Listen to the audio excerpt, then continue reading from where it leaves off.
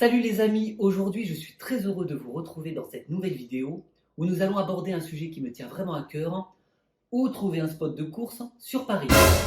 Alors entre les poussettes, les trottinettes et les baladins, il est extrêmement difficile de s'y retrouver et c'est pour ça que j'ai trouvé une sélection de 13 adresses suivant vos horaires de course et suivant votre lieu géographique. Alors si tu n'es pas encore abonné à la chaîne, je t'invite à cliquer ci-dessous et à activer la clochette des notifications. Tu recevras ainsi toutes les semaines des nouvelles vidéos. Découvrons donc sans plus attendre les 13 adresses que je vous ai sélectionnées. C'est parti!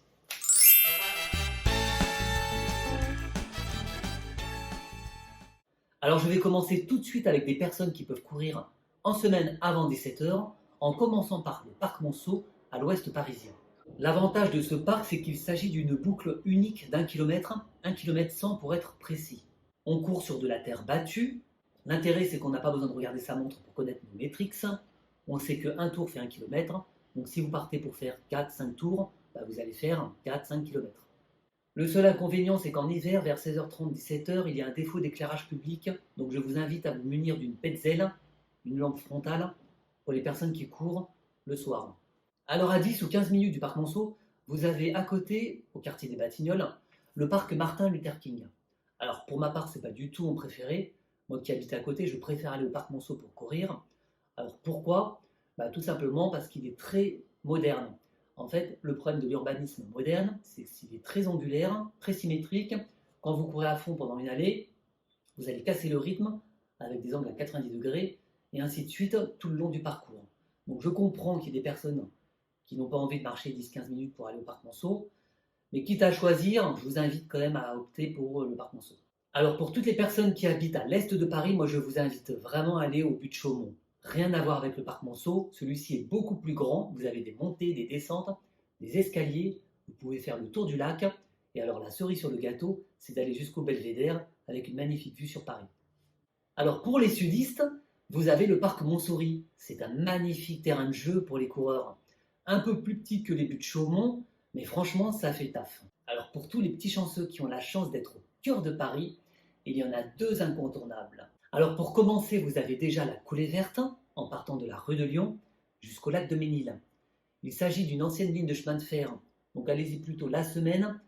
Le week-end ou le soir vers 17-18 heures, il y a tellement de monde que vous risquez de trottiner derrière les passants. Le deuxième spot pour les petits chanceux qui sont au cœur de Paris, ce sont les fameux quais de Seine.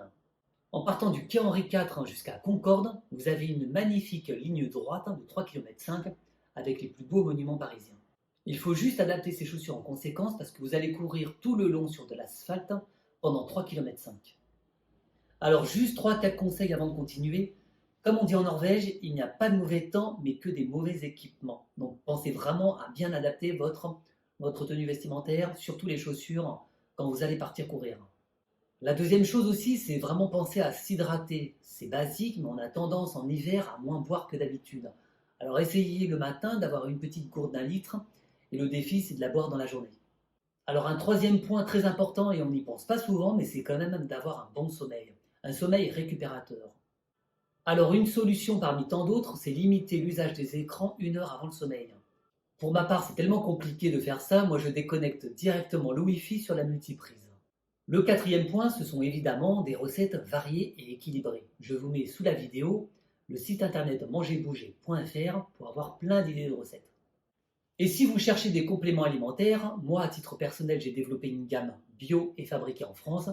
N'hésitez pas à y faire un tour, je vous mets le lien en description. Il s'agit du site taraking.com. Alors pour les personnes qui ne peuvent courir que les week-ends ou en semaine à partir de 17h, voici les spots.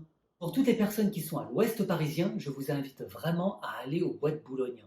C'est immense, vous avez un terrain de jeu formidable, notamment du côté de l'hippodrome d'Auteuil et de Longchamp. Évitez la zone Porte-Maillot. De l'autre côté de Paris, à l'est parisien, vous avez le fameux Bois de Vincennes.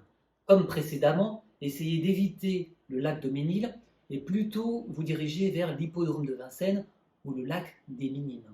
Pour les personnes qui sont entre les deux et au nord de Paris, moi je vous invite à aller au bassin de la Villette, même plus bas, rotonde de la Villette, et vous longez le canal de l'Ourcq jusqu'à Pantin. Vous prenez un pont et vous faites le tour comme ça. Ça fait une jolie boucle.